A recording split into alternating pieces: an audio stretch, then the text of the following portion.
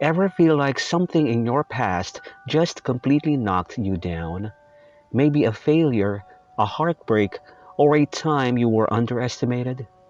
What if you could use that exact thing not just to get back up, but to come back stronger than you ever thought possible? This is a story about how the very thing that feels like an ending can become your fuel. Let's talk about it.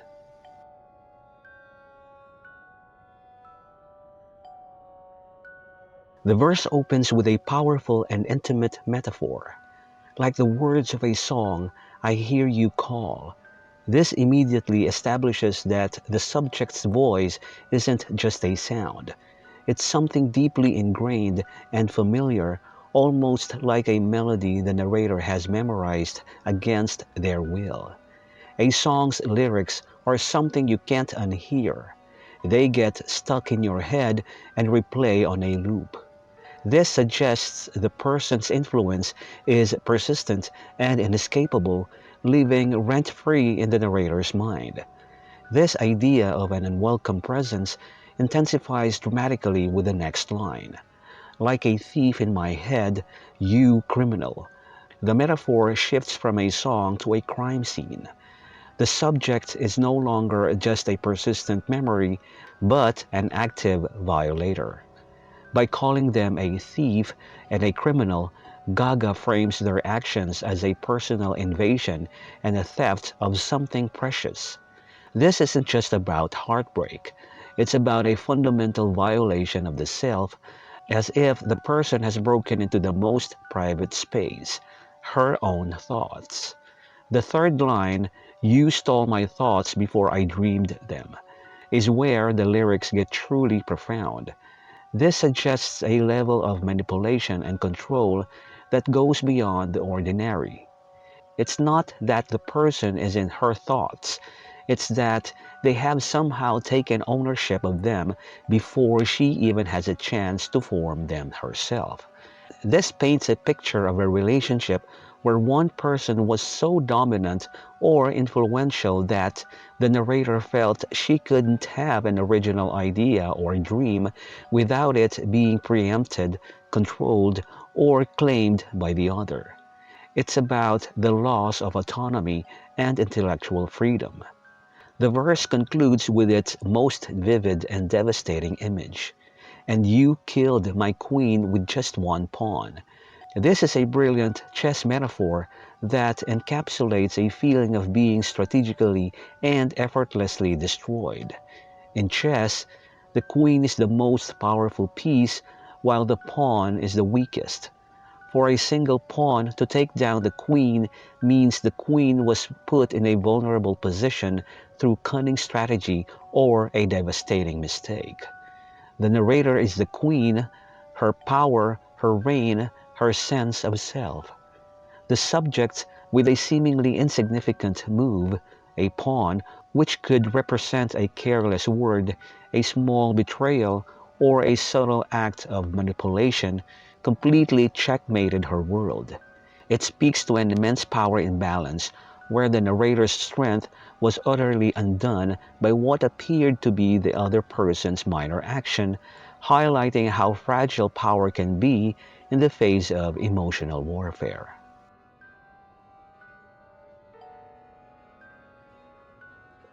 This pre-chorus, while just two short lines, is a masterclass in conveying emotional complexity through simplicity.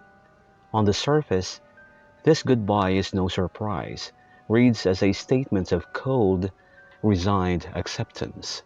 It suggests that the end of this relationship has been a long time coming. The narrator has seen the signs, felt the distance, and anticipated the collapse, so the final act of saying goodbye isn't a shocking blow. This isn't a sudden breakup. It's a closing of a door she's been watching slowly swing shut for a while. This line establishes a tone of emotional preparedness and intellectual understanding, as if she's already done the mental math and concluded that this is the inevitable outcome. However, the next line, this goodbye won't make me cry, completely shifts the focus from the event itself to her intended reaction to it. This is where we detect a powerful defensive mechanism at work. By declaring that she won't cry, she is making a conscious vow of emotional control. It's an attempt to reclaim power in a situation where she previously felt violated and defeated, as detailed in the first verse. She's refusing to give the other person the satisfaction of seeing her pain or the emotional reaction they might expect. But there's also a deeper, more poignant layer to this declaration. Often, when someone feels the need to explicitly state what they won't do, it's precisely because it's the very thing they are fighting the urge to do. The statement feels less like a calm fact and more like a mantra, a promise she's repeating to herself to build strength and hold herself together, betraying the very real possibility that crying is exactly what she feels like doing. Together, these two lines create a tense duality, a mind that has logically accepted the end and a heart that is actively battling to maintain dignity and suppress the raw emotion that lies just beneath the surface.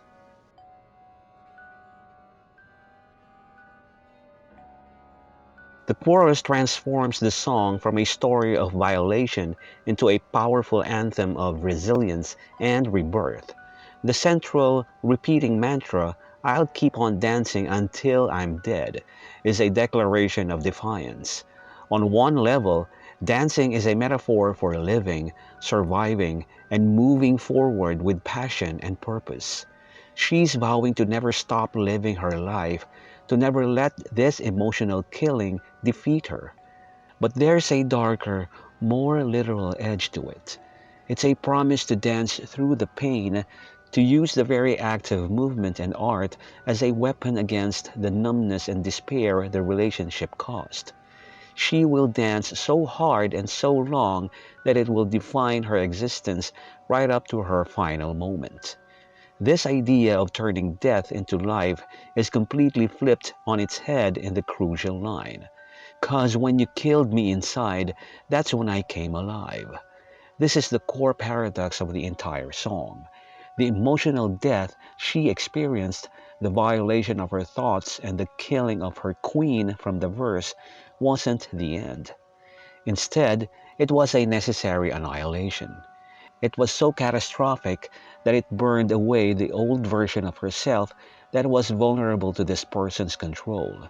In being killed, she was freed. She was reborn into a stronger, more defiant self who now finds a new, powerful will to live in the ashes of what was destroyed. This rebirth is powered by music itself, as she declares, "Yeah, the music's gonna bring me back from death."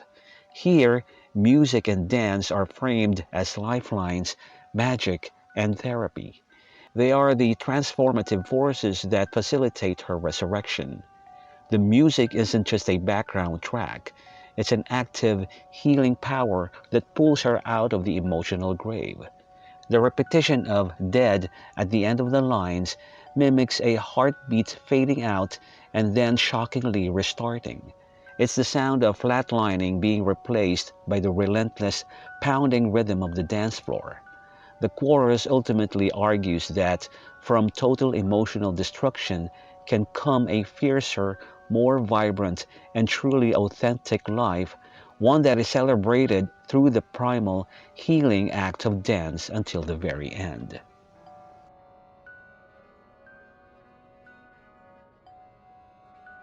This verse is a brilliant and dark turn where the narrator fully embraces the monstrous identity that was forced upon her. The line, "You've created a creature of the night," is a direct acknowledgement of the subject's role in her transformation. In the first verse, he was a thief and a criminal who killed her. Now, she's stating that those very actions were what forged her into something new. He didn't just destroy her, he created something in her place.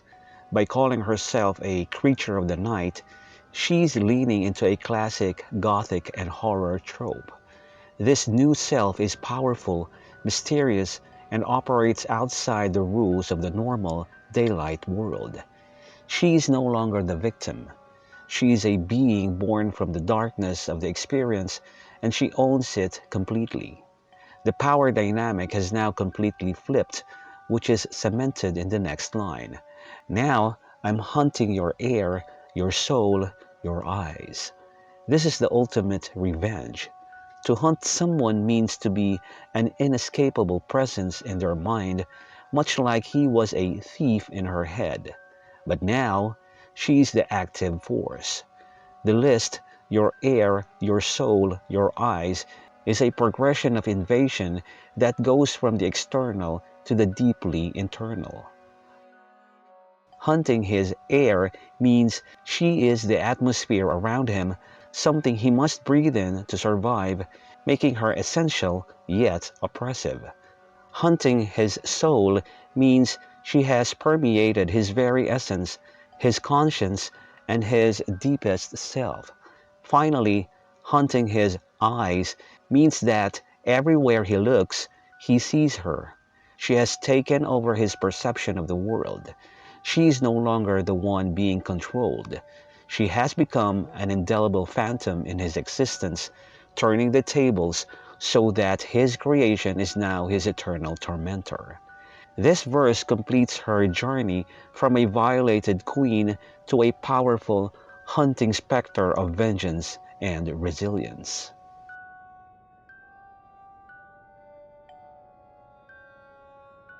The bridge acts as the song's philosophical core, where the central idea is distilled into a powerful, hypnotic chant.